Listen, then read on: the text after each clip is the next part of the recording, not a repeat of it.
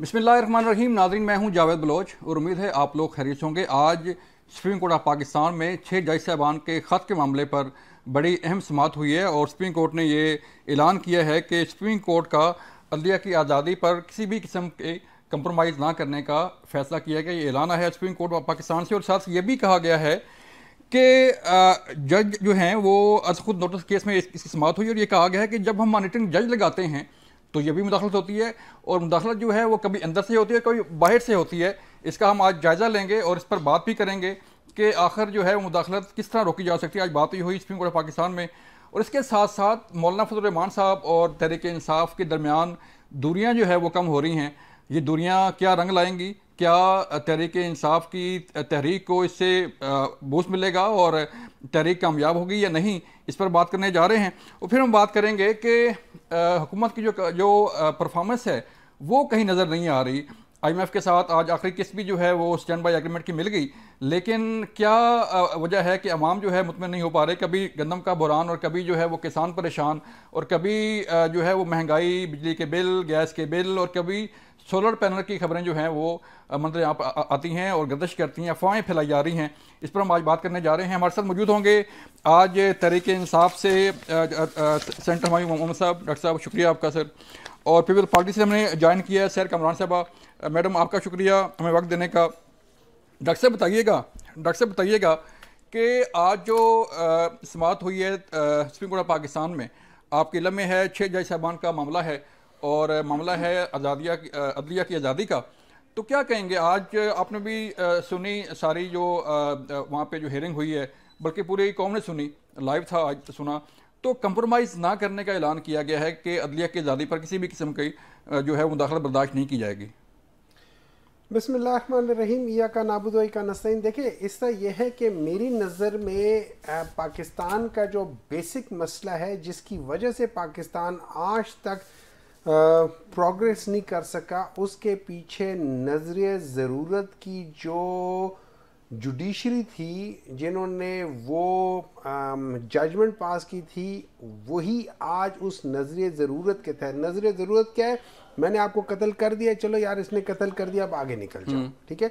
तो उस लिहाज से उस नज़रिए ज़रूरत में हम हर गलत चीज़ को जस्टिफाई करते आ रहे, हम गलत चीज़ के लिहाज से चलते आ रहे, जिसकी वजह से बेसिक ये है कि एक आम इंसान को इंसाफ नहीं मिलता, एक ताकतवर को इंसाफ की ज़रूरत नहीं है क्योंकि वो इंसाफ से बालातर है। जो उसने कर दिया, जहां वो खड़ा हो गया, लाइन वहां से शुरू हो जाती है, इंसाफ वहां से शुरू होता है और उसके बाद बाकियों का डिस्पर्स होता है, ठीक है। उसके बाद हमने देख लिया कि चाहे वो 1950s का, चाहे 1970s का, चाहे 2000 का, जो भी गलत नॉन डेमोक्रेटिक चीज़ें हुई थी उसको उसी जुडिशरी ने जस्टिफाई किया है। तो मैं ये समझता हूं कि इस जुडिशरी का टाइम आ गया कि वो अपने आप को बदले। इस जुडिशरी का टाइम आ गया कि अब ये जो जुडिशियल सिस्टम है उसको रीवैम्प करे और वहां पे एक इंसाफ और अदल और नजर आने वाला इंसाफ और अदालत हो। लेकिन देखिए, ये खाली 6 जजों का मसला नहीं रहा। आपने देखा उधर उन्होंने लाहौर हाई कोर्ट का भी जिक्र किया, उधर उन्होंने पेशावर हाई कोर्ट का जिक्र किया और उस पेशावर हाई कोर्ट पे वहां पे सारे जजेस ये कह रहे थे कि ये तो बहुत ही संगीन बातें हो रही हैं जो पेशावर हाई कोर्ट ने लिखी हैं। उन्होंने तो कहा है कि जब हमारे सामने कोई पॉलिटिकल प्रिजनर आता था, और ये रीसेंट पास की बात करें, पिछले 8-10 महीनों की बात कर रहे हैं, तो उस वक्त उनके ऊपर प्रेशर होता था और अगर वो प्रेशर नहीं लेते थे तो उनको साथ वाले ममालिक से फोन आते थे कि भाई ये हो जाएगा, वो हो जाएगा। तो अब वहां पे मसला इतना मतलब गंभीर हो गया कि यहाँ पे अब हमें समझ नहीं आती कि हम किस तरीके से करेंगे। लेकिन मुझे थोड़ा सा जो है ना चीफ जस्टिस साहब की बातों पे मुझे अजीब सा लगता है।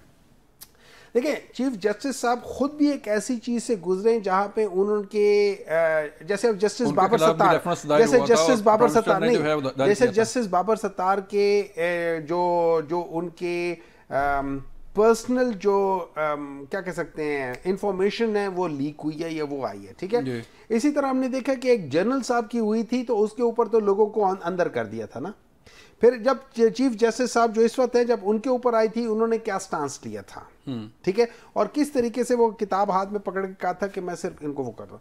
अब आज मैं देखना चाहता हूँ कि आज वो इस चीज के ऊपर किस लिहाज से स्टैंड ले। और काजी फैसल साहब पेश भी हुए थे, कभी एफबीआर में, कभी कहीं पे, कभी हर जगह पे कहते हैं उन्होंने। ये और बात है कि उन्होंने कभी वो पूरा ट्रेल नहीं किया, लेकिन उन्होंने एक टेक्निकल चीज पे कहा कि ये चीज हो नहीं सकती, ये चीज आप एफबीआर वाले ले नहीं सकते।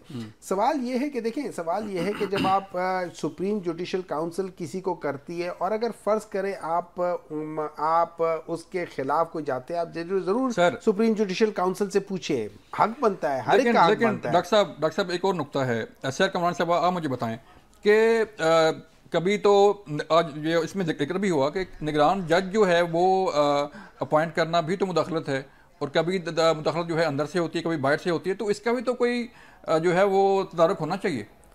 जी बहुत शुक्रिया। मैं तो अभी देख रही हूँ, डॉक्टर हुमायूं की भी बात सुन रही थी, अभी भी हम सिलेक्टिव जस्टिस की बात कर रहे हैं।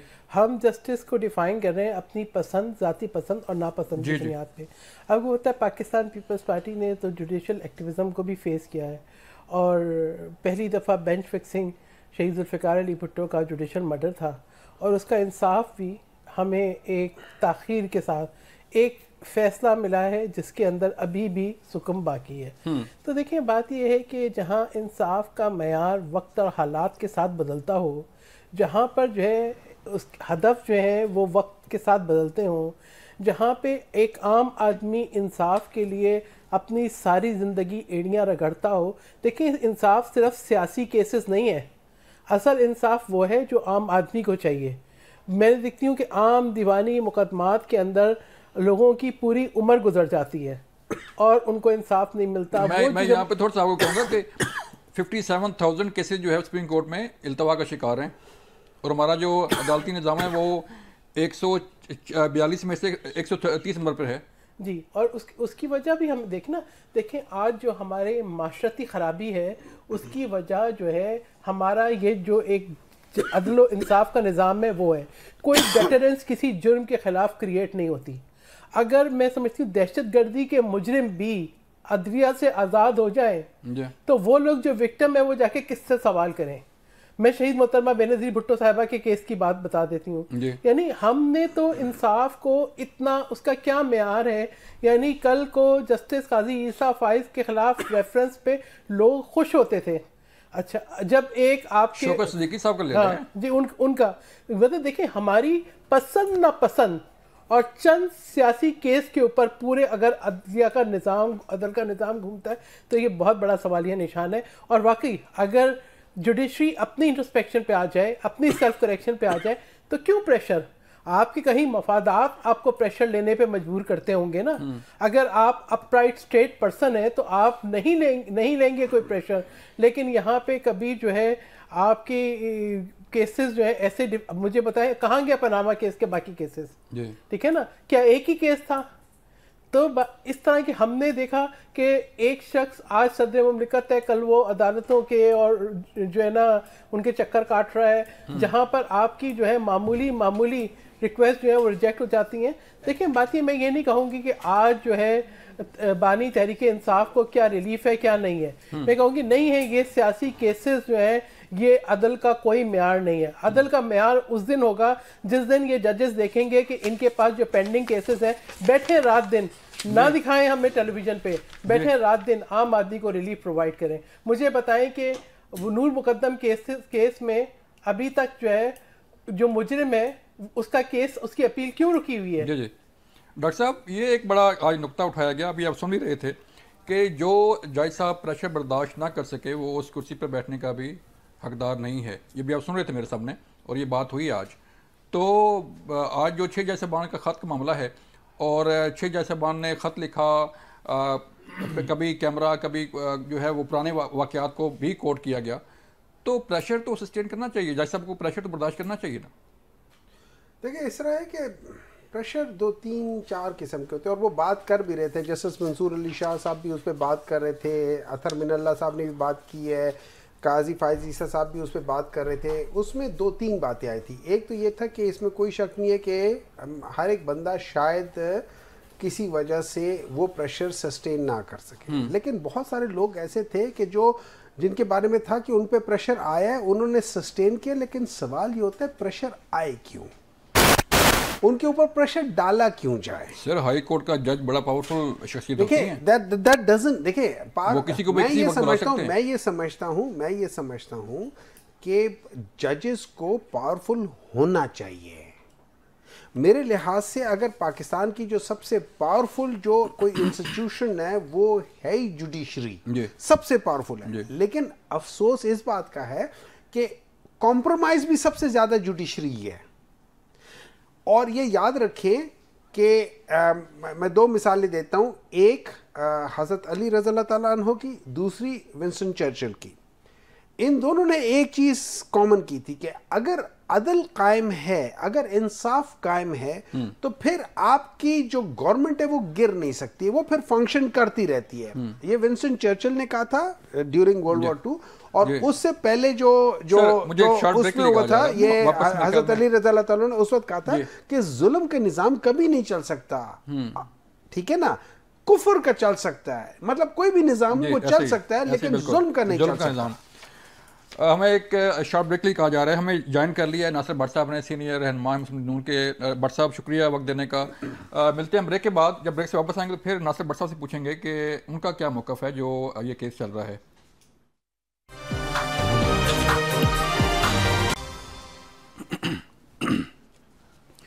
वेलकम बैक नाज़रीन। हम बात कर रहे थे कि अदलिया की आज़ादी से मुतल्लिक आज बात हुई सुप्रीम कोर्ट ऑफ पाकिस्तान में, और ये कहा गया कि कोई कंप्रोमाइज़ नहीं किया जाएगा अदलिया की आज़ादी पर।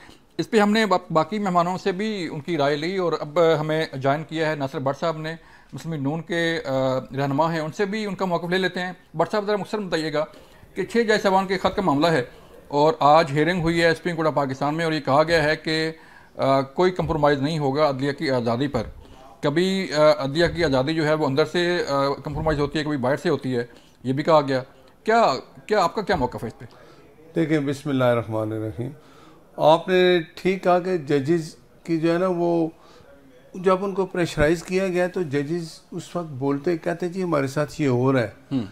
2018 में भी आपके सामने ना क्या हो रहा था, वो सिद्दीकी साहब कह रहे थे कि मेरे पास एक आया, उस वक्त के ISI के जो सरबराह थे, उन्होंने कहा कि ये आपने ना नवाज शरीफ और उसकी बेटी को बाहर नहीं आने देना। उसने कहा जी कौन सा केस है? उन्होंने कहा वो नीचे अभी उसका फैसला आ जाएगा 1-2 दिन में। तो वो बेचारों ने कहा जी जब वो फैसला आएगा तो देखेंगे। उसने कहा नहीं वो आ गया है, वो हमने मैनेज कर लिया है, आपने उनको बाहर नहीं आने देना वरना हमारी 2 साल की मेहनत ज़ाया हो जाएगी। तो बात यह है कि ये 6 जजेस का जो ये एक बात है, उन्होंने कहा जी कि हमें प्रेशराइज किया जाता है। तो हम तो ये बोल रहे थे, मियाँ साहब ये कह रहे थे कि मेरे साथ जो हो रहा है, मुझे सज़ा जो दी गई है ये एक झूठा केस था, और उसके बाद जजेस जो हैं वो कंप्रोमाइज़ हुए ना। अपने चीफ जस्टिस थे उस वक्त साकिब निसार, उनकी आप बातें देखें वो क्या कर रहे थे। आसिफ सईद खोसा मेरा केस था, मैं जब अरशद मलिक वाले केस में गया तो जब ये शोर पड़ा जी कि जज ने एक बयान दे दिया, ये उसकी वीडियो आ गई, तो जब उन्होंने नोटिस लिया आसिफ सईद खोसा साहब मजबूर हो गए। तो उन्होंने कहा वो फिल्म बनाने वाला किधर है, फिल्म बनी कैसे, वो किस तरह बनी, पहले उसको लाएं। भाई आप ये देखें कि ये जो कह रहा है जज ये क्या है, इसका नोटिस लें। उसको उन्होंने नौकरी से निकाल दिया था, नवाज शरीफ की सज़ा ख़त्म नहीं की थी। तो अच्छी बात है, अगर ये हो रहा है तो वो भी एक साथ रख ले। मैं कहता हूँ ये मेरी एक रिक्वेस्ट है कि ये जो 6 जजेस वाला केस है, वही जजेस इसमें शामिल हैं। 2018 में जो कुछ हुआ, या मियाँ साहब को जो सज़ा हुई, या एजाजुल हसन उस वक्त कम्युनिटी जज बैठा हुआ था, वो कहता था अरशद मलिक को 2 सज़ा इनको, तो वो उनको जज का पहली बार कांसेप्ट जो है वो सामने आया था। देखे ना इस तरह होता है। आप मुझे बताएं, चीफ सुप्रीम कोर्ट का जज एक सेशन जज के ऊपर जब बैठ जाए तो उसकी क्या जरूरत है, कुछ करेगा? जी।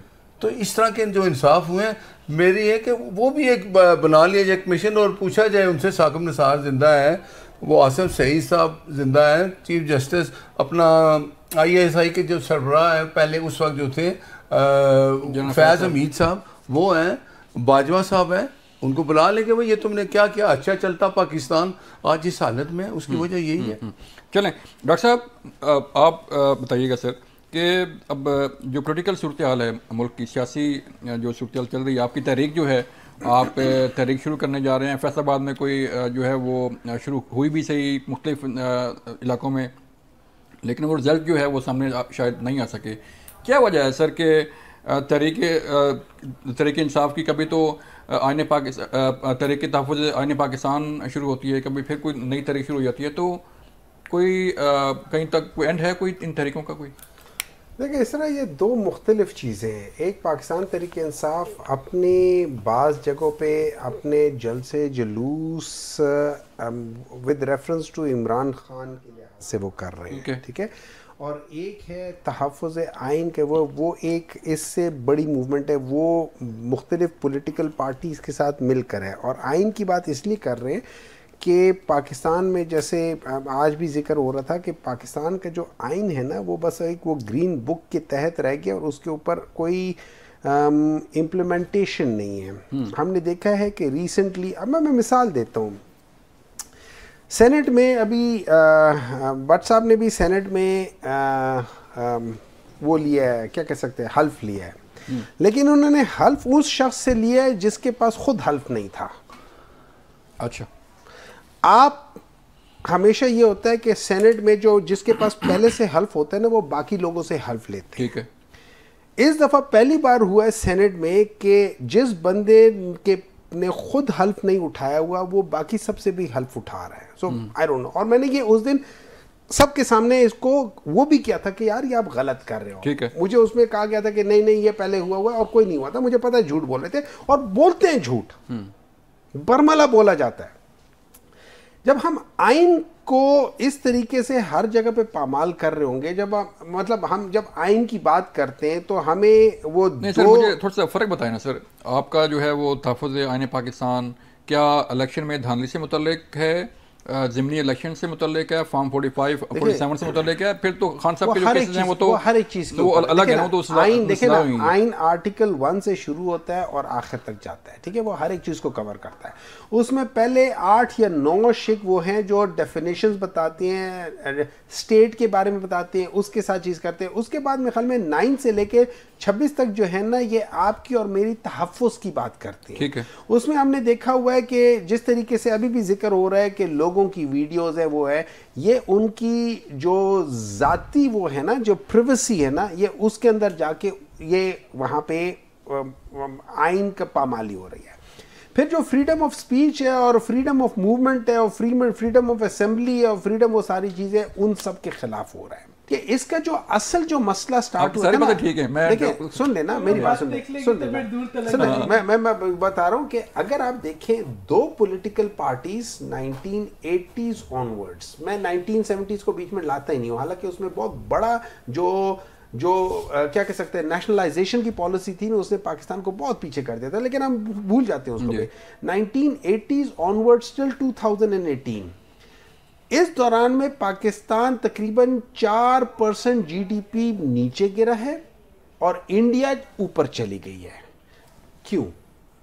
उसकी वजह यह है कि पाकिस्तान में पॉलिटिकल मैन्यूवरिंग होती है। पॉलिटिकल मैन्यूवरिंग का मतलब यह है जो पॉलिटिकल मेरिट है वो नहीं आता।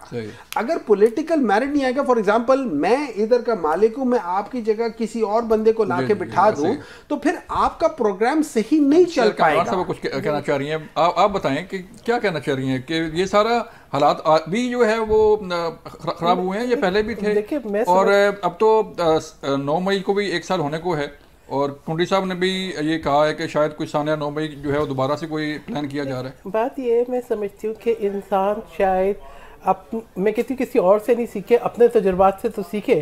ठीक है, जो हम देख रहे हैं माजी करीब में 35 पंक्चर, फिर इस बात को एक्सेप्ट करना कि 35 पंक्चर जो है एक सियासी बयान था, फिर 2014 का धरना और एक चलती हुई हुकूमत को नुकसान पहुंचाना, ठीक है, और उस वक्त ये देखना कि आपके जो फॉरेन विजिट है वो भी जो है कैंसिल हो।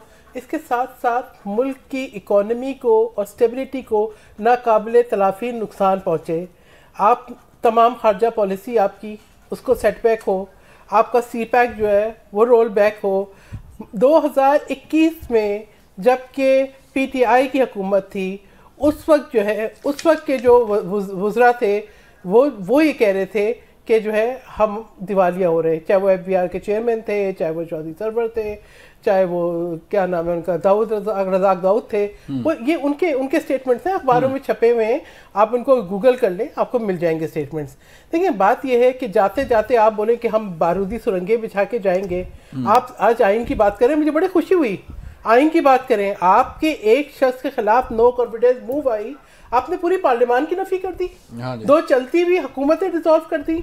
बात यह है कि आप ये बताएं कि आप न्यूयॉर्क गए, आपने कौमी जो इत्तेहाद की यकजहती की बात नहीं की, आपने कहा उसका पंखा उतारूंगा, उसको खाना नहीं जाएगा, उसको उल्टा लटकाऊंगा, उसको जेल में डालूंगा। आपने हमारी खवातीन को, चाहे वो फरियाल तालपुर साहिबा थी, चाहे वो मरियम नवाज साहिबा थी, जिस तरीके से फरियाल तालपुर साहिबा को ईद की रात अस्पताल से जेल मुंतकिल किया गया, जेल मैनुअल के वायलेशन में, ठीक है, जिस तरीके से साबिक सदर मुमलिकत को, उस वक्त साबिक सदर मुमलिकत है, आज दोबारा सदर मुमलिकत है, आपने जो है इंसुलिन रखने के लिए रेफ्रिजरेटर नहीं दिया, आपने ईद की नमाज पढ़ने नहीं दी, आपने चोर का बयानिया अपनाया कश्मीर के इशू के ऊपर। हमने कहा आए बैठते हैं, इकोनॉमी पे बोला आए बैठते हैं, इन्होंने कहा नहीं, मैं तो जुम्मा अकेले खड़ा हूंगा, अपने एलाइज तो भी नहीं रखूंगा। देखिए, और आज भी आपका मकसद जो है, आज भी मकसद जो है वो पॉलिटिकल इंस्टेबिलिटी है। आज भी कभी IMF को खत लिखूंगा, कभी जो है कोई और तहरीक चलाऊंगा, नहीं, आप बैठ गए पार्लियामान में, आपके लोग एंजॉय कर रहे हैं, वो ओहदे भी मांग रहे हैं, हाँ, लेकिन एक इंस्टेबिलिटी, जहां आपको लगता है कि मुल्क थोड़ा सा आगे बढ़ेगा, वहां आपको इंस्टेबिलिटी क्रिएट करेंगे, क्योंकि पूरी सियासत एक शख्स की जाती अना के इर्द गिर्द घूम रही है। उसमें मुल्क के कितने मफादात कुर्बान होते हैं उसका कोई ताल्लुक नहीं है। बात ये, इसमें आपको आइन, मैं तो पूरे इतने साल कहती रही कि एक कानून मैंने मुतारिफ कराया है कि आइन को और जो सिविल एजुकेशन है इसको निसाब का हिस्सा बनाया जाए, लेकिन आपने न्यूज़ में इम्प्लीमेंट किया। एक ब्रेक ले लें। ब्रेक से पहले मुझे तो आपने बात सुनी नहीं, आपके पास आ रहा हूँ। अब मेरा ख्याल इसके बाद आप मुझे ही टाइम दें, जी, मैं क्योंकि मैंने बड़े जवाब देने जो मैं कुछ सुन रहा हूँ, ब्रेक नहीं कहा जा रहा है, मिलते हैं ब्रेक के बाद। वेलकम बैक नाज़रीन, हम बात कर रहे थे कि जो है वो सियासत किस तरफ जा रही है और सियासत में जो अखलाकियात हैं वो कहाँ पर हैं। बट साहब, मैं आपकी तरफ आऊँगा। सर, मुझे बताइएगा कि एक तो तहरीक इंसाफ की तहरीक आइन तहफ़्फ़ुज़, उसको भी देखें, सानिया 9 मई को भी देखें, और जो पार्लियामान में सियासत हो रही है, अभी सैर कमरान ने कहा कि उहदे भी जो है वो इंजॉय किए जा रहे हैं और जो है वो अदम इस्तेहकाम की बातें भी की जा रही हैं और कोशिशें भी की जा रही हैं। देखें, डॉक्टर साहब ने एक बात की, सेनेट में हल्फ की, झूठ बंदा बोले वो जो चल जाए। आप मुझे बताएं, हल्फ लिया जा रहा है, डार साहब खुद भी जब आप हल्फ लेते हैं ना कि मैं इस आइन का हल्फ लेता हूँ, जब मैं कहते हैं तो इसहाक डार साहब ने अपना नाम लिया, मैंने अपना नाम लिया, सब ने अपना नाम लिया। वो हल्फ लेने के बाद फिर चेयरमैन सेनेट का हल्फ हुआ, सारा प्रोसेस हुआ, उसमें ये शामिल थे, बैठे रहे। ये आप मुझे बताएं आज कौन लेता फिर? ऐसे देखिए, ये झूठ इस तरह का ना, यही चीज़ है, PTI इमरान खान ने यही सिखाया है कि आपने झूठ बोलना है और झूठ इतना कंटिन्यू बोलना है कि वो चलता रहे। दूसरी बात ये है, यही होता है। आप मुझे बताएं, अभी आप कहते हैं ना जी कि अभी ये ओहदों के लिए आपस में कितनी लड़ाई हो रही है, आपको पता है? जारी बात है। वो एक कहता है मुझे चाहिए होता है, एक कहता है जी मुझे चेयर, फिर जो मिल के आता है वो कहता है कि खान साहब ने मेरी बात की है। वो अंदर जाके, और खान की कोई नहीं सुनता, वो जेल में है बेचारा, वो उधर ही रहेगा। ये सब लोग निकल आए बाहर, नहीं वो खुद हर एक को अपनी पार्टी में स्टेबिलिटी नहीं चाहते, ये सब एंजॉय कर रहे हैं। वो जो चाहता है उसको कहते थे बस अब तुम ही हो, अब तुम ही हो। तो बस वो ये कि वो खुद भी नहीं चाहते कि कोई इस्तेमाल। वो एक बंदा था ना, तो वो बेचारा जेल में चला गया, तो उसको मिलने आए ना दोस्त, तो वो उसकी जो बारिक थी बड़ी दूर थी, तो वो चल के आए, मिले। वो हर रोज 4-5 बंदे वो इतना आए जाए, तो उसने उनसे कहा कि भाई बात सुनो, ये तुम रोज मेरे पास आ जाते हो, मेरी जमानत ही करा लो, मैं बाहर आ जाऊँ, तो देने की जरूरत ना पड़े। बात यह है कि इनका ये मोटो है ही नहीं, इनका मोटो है कि बस शोर डालें, अपने काम भी करते रहें। आइन तहफ़्फ़ुज़ ये बात करेंगे, इन्होंने आइन का जो हाल किया 2018 में, इमरान खान ने 4 साल क्या किया? ये कहते थे कि चीफ ऑफ आर्मी स्टाफ हमारी रिकॉर्डिंग करें, हमें बहुत अच्छा लगता है, याद है? आप क्या कहते हैं? तो मुराद ये है कि आप वो बात करें जिस पे आप खुद चलें। वो कहते हैं कि आर्मी चीफ से मुज़ाकरात होंगे। मैं सुने बात, अब ये क्यों कहते हैं?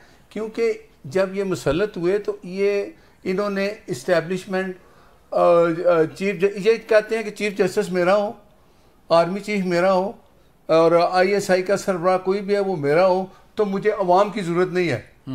क्योंकि ये आई ऐसे थे और जब ये गए हैं तो इनको एक कानून के तहत हटाया गया, इनके खिलाफ वोट ऑफ नो कॉन्फिडेंस। इस तरह क्या किया इन्होंने, फिर इन्होंने कहा जी कौमी असम्बली भी ख़त्म, सूबाई असम्बली भी ख़त्म, KPK भी ख़त्म। तो ये इन्होंने बताए 4 साल में अपने अवाम के लिए कौन सा ऐसा इकदाम किया जिसके लिए कहें जी वाह इमरान खान 4 साल एक ही काम करता रहे। उन्होंने कहा अमेरिका जाए कहीं जाए, नवाज शरीफ चोर है, मैं इसका AC उतारूंगा।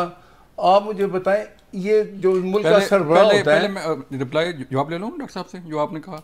ले लें। कभी झूठ की वो है वो फिर खान साहब की झूठ वकील जो है वो कहते हैं इंतशार जो है पार्टी के अंदर। देखिए सबसे पहले इमरान खान हमेशा कहते हैं एक तो नालायक के ऊपर से कोशिश भी नहीं करते इम्प्रूव करने के लिए। ठीक है, मैं आपको एक उसूल बताता हूँ। उसूल ये है, उसूल मैं जनरल बात बता रहा हूँ ना, एक मैं आपको उसूल बताता हूँ। ठीक है, एक मैं बता रहा हूँ। ठीक है, इस तरह ये है कि हमेशा ओथ वो लेता है जो खुद अंदर ओथ होता है। मैं ये नहीं कह सकता कि मैं ओथ ले रहा हूं और आपका भी ओथ ले रहा हूं। जब मैं खुद अंडर ओथ नहीं हूं मैं आपसे ओथ नहीं ले सकता। ये बेसिक प्रिंसिपल है और उसको सीखने के लिए थोड़ा सा भट्ट साहब को थोड़ी सी पढ़ाई करनी होगी। उस वक्त वो नहीं थे, वो अंडर ओथ नहीं थे सर, नहीं थे, वो नहीं ले सकते थे सर, नहीं ले सकते थे। आपके अपने लोगों ने भी कहा है, जितने भी वहां पे लॉयर थे सब ये कह रहे थे। तो अलाउ भी नहीं कहा, मतलब आप ये कह रहे हैं कि जो चेयरमैन सेनेट है वो भी नहीं है। आप पहले पढ़कर आ जाए। नहीं, आप मुझे एक बात बताएं ना। मैं ये कह रहा हूँ गलत हुआ है, डार साहब ने वहां गलत किया, अनकॉन्स्टिट्यूशनल काम किया है वहां पे, उनको नहीं लेना चाहिए था। उसके बजाय आपके जो तारड़ साहब हैं, नजीर तारड़ साहब, वो ले सकते थे या कोई और शख्स ले सकता था। हलफ गलत है सबका, फिर गलत है, बिल्कुल गलत है। इनको क्या कल सेनेट में ना जाए, चेयरमैन सेनेट क्यों कहते हैं उसको? मैंने चेयरमैन सेनेट साहब को परसों कहा है, अगर ये बैठे होते मैं बैठा हुआ था। मैंने उन्हें कहा, मैंने कहा चेयरमैन साहब आपका भी ये जो ओथ है वो गलत था। कह रहे हैं कि डॉक्टर साहब कल सेनेट में ना आए, फिर ना आए ना आप। मैं तो ओथ पे हूँ, मैं तो सही हूँ, आप लोग गलत तो हो। क्यों कहते हैं चेयरमैन सेनेट साहब? आप क्यों कहते हैं चेयरमैन साहब? आप कहते हैं जी आपने तो ओथ नहीं किया। मैं तो यही कहता हूँ। देखिए मेरी बात सुने, मैं एक गलती की निशानदेही कर रहा हूँ। आप लोग अगर गलत चल रहे हो, आप गलत चल रहे हो, आपकी मर्जी, लेकिन मैं आपको सही बात बता रहा हूं। Anyway, beside the point. ठीक है, आप लोग ने पहले भी गलत काम करते रहे, अभी भी गलत काम कर रहे हैं, आइंदा भी करते रहेंगे। उसकी बेसिक वजह, और ये देखें, बेसिक वजह की बात एक जवाब दे दूं प्लीज। आपने ये कहा ना हम गलत काम करते रहे, आपको 9 मई भी गलत था कि ठीक था? सर आप मुझे बता दें, देखिए 9 मई के जो ये जिसकी आपको अभी सजा मिल रही है, इमरान खान को सजा मिल रही है, आपके लोगों को, ये 9 मई है। जिसने भी माफी मांग ले, कौन से? एक मिनट है ना, हमने बेरुती की। मैं बिल्कुल इसकी चीज के हक में हूँ कि जिसने भी 9 मई का वाकया किया उसको सजा माफी मांग ले। आप जिसने भी 9 मई का वाकया किया है उसको सजा मिलनी चाहिए। माफी मांगते हैं वो कह रहे हैं। एक मिनट है जो ना, जिसने भी किया है उसको माफी भी मांगनी चाहिए। तो आप कहते हैं कि इमरान खान ने किया गलती? थोड़ी देर के लिए खामोश रहेंगे। अच्छा आप सुनाएं, लेकिन देखें ना आप ये क्या क्यों यार, या इनको बुला लें या मुझे बुला लें। लेकिन आपको सच्ची बात देखिए ना, सेनेट साहब को देखिए कितने आराम से कहते हैं। जब ये बोल रहे थे मैं कितने खामोशी से सुन रहा। झूठ है, पढ़े लिखे लोगों के दरमियान में बैठने का एक अपना फायदा होता है, अच्छे लोगों के दिमाग में बैठने का एक अपना नुकसान है। मैं अच्छा हूँ तो कोई नहीं मानता, आपके काम बताते हैं कि आप कैसे हैं। आप एक काम करें, आप भट्ट साहब को अकेले बुलाया करें और उनके साथ डिस्कशन। मेरे साथ तो आप बैठेंगे तो आपको इस तरह की बातें तो सुननी पड़ेगी। मैं तो झूठ को बोले नहीं चुप रह सकता। जी डॉक्टर साहब थोड़ी सी देखिए, थोड़ी सी चुप कोई भी नहीं रह सकता, लेकिन तो एक तमीज होती है। नहीं आप भी देखें ना, आप इतनी बड़ी बात कर रहे हैं, मैंने एक तमीज किया कि 9 मई आप माफी मांग लें। देखिए ये बुरी बात की है मैंने। मैं तो आपको कह रहा हूं कि जिसने भी 9 मई किया उसको माफी मांगनी चाहिए। जिसने भी मॉडल टाउन में किया हुआ है उनको भी माफी मांगनी चाहिए। जिसने भी वो इस किस्म की सारी चीजें, उन सबको माफी मांगनी चाहिए। एक चीज नहीं है, हर जगह पे ये हुआ है, बहुत जगहों पे हुआ है। ठीक है ना। अच्छा आप पता नहीं हम किस जगह पे बात कर रहे थे, गंदों पे बात कर लेते। देखिए वो कह रहे हैं कि तरीके इंसाफ उनका यू टर्न जो है वो हर बयान पे, और वकील जो है बात करते हैं कि let me change the subject to the most important thing. वो ये है कि गंदम, ठीक है, इस वक्त हुआ क्या है मैं आपको बता देता हूं। ये याद रखें, पीडीएम पाकिस्तान डिस्ट्रक्शन मूवमेंट जब आई, उन्हीं के प्राइम मिनिस्टर था, उन्हीं का ऑपोजिशन लीडर था, उन्होंने मिलके अपने ही लोगों को, किसान वो हैं, जिम्मेदार वो हैं, उनसे बात जो है। आई थिंक हम एक इशू को रियलिस्टिकली देखें। मैं उसको देखिए बात ये है कि निगरान हुकूमत के दौर में इतना गंदम इंपोर्ट करने की अप्रूवल दी गई, जबकि आपका अपना गंदम की फसल लग चुकी थी और गंदम का स्टॉक भी मौजूद था। फिगर बता दूं, 48 लाख डॉलर, $1 अरब जिसको आप IMF से मांग रहे थे, जिसके लिए अवाम पे बिजली किट और जो है गैस की कीमतें बढ़ा रहे थे, $1 अरब की गंदम इंपोर्ट की गई। और अलमिया ये है कि हमारे यहाँ सिंध के अंदर मार्च के अंदर हार्वेस्टिंग होती है गंदम की, और अभी 28 अप्रैल की मैं खबर पढ़ रही थी कि कराची पोर्ट से एक जहाज जिसमें जो आया गंदम का बहरी जहाज, उसमें 1500 टन गंदम कम थी और जहाज फरार हो गया। Are we banana republic, are we banana. और आज 28 अप्रैल तक गंदम आ क्यों रही है? आपके अपने किसान जो है वो रो रहे हैं, आपके अपने किसान जो है रो रहे हैं, उनकी गंदम उनको गंदम की कीमत नहीं मिल रही। 48 लाख टन गंदम पाकिस्तान में था, 35 लाख टन मंगवाया गया, 3100 रुपए का वहां से यूक्रेन से खरीदा है, 4500 रुपए का बेचा है, 4500 रुपए किसी बंदे ने दरमियान में 85 अरब रुपए बनाए हैं, और ये इसको 22 दिन लगते हैं, लेकिन 8 दिनों में पहुंच गया। कैसे? ये 9 मई से उठ के किधर चले गए हैं ये लोग? इस तरह ये मुजरिम है, इनको पता है ना इन्होंने गलत किया है। ये 9 मई से गन्नों पे आ गए।